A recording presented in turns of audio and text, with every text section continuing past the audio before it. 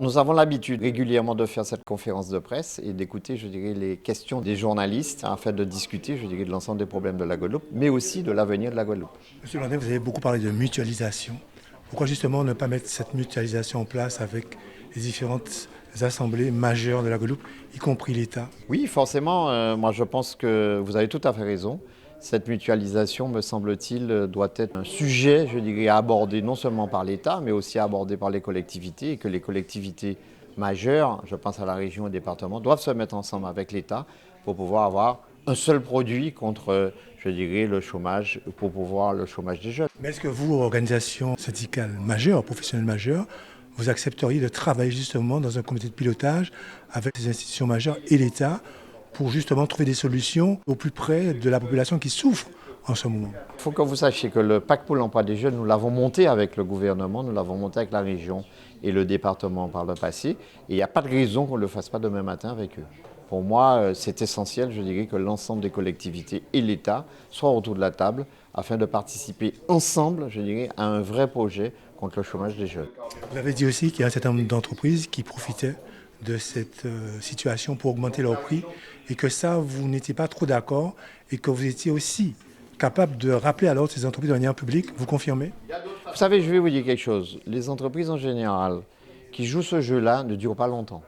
La loi de la concurrence, elle est aussi pour les entreprises. Donc si les entreprises pensent qu'elles peuvent vivre à court terme, c'est leur problème. Mais ce n'est pas ce qu'on cherche.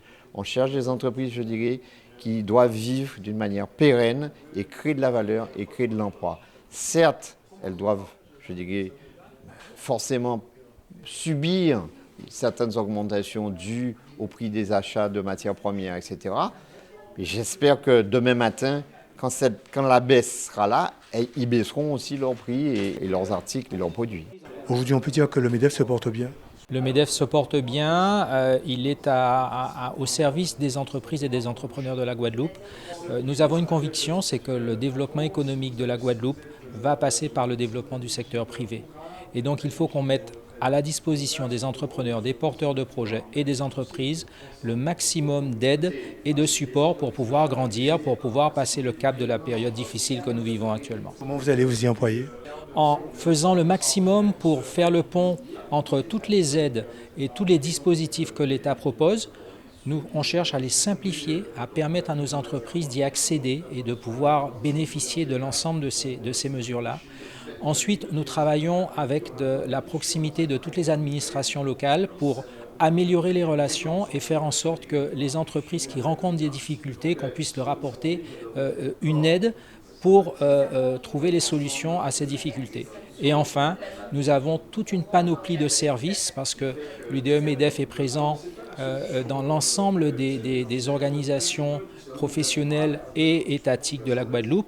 Donc nous avons ce réseau finalement d'intervenants, de mandataires que nous mettons à disposition de l'ensemble de nos adhérents. Le ministre arrive ce soir, vous attendez quoi exactement de lui? Nous attendons un ministre à l'écoute des problèmes économiques. Que ça c'est encore une fois, comme je vous l'ai dit, le développement de la Guadeloupe pour nous passe aussi par le développement du secteur privé.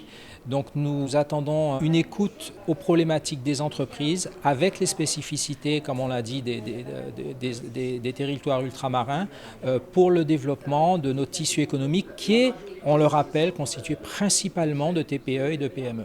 Nous rencontrons la CMA-CGM la semaine prochaine et nous passerons, je dirais, les messages en ce qui concerne le fret, que c'est essentiellement le fioul qui a augmenté, mais nous leur demandons de faire très attention au coût du fret.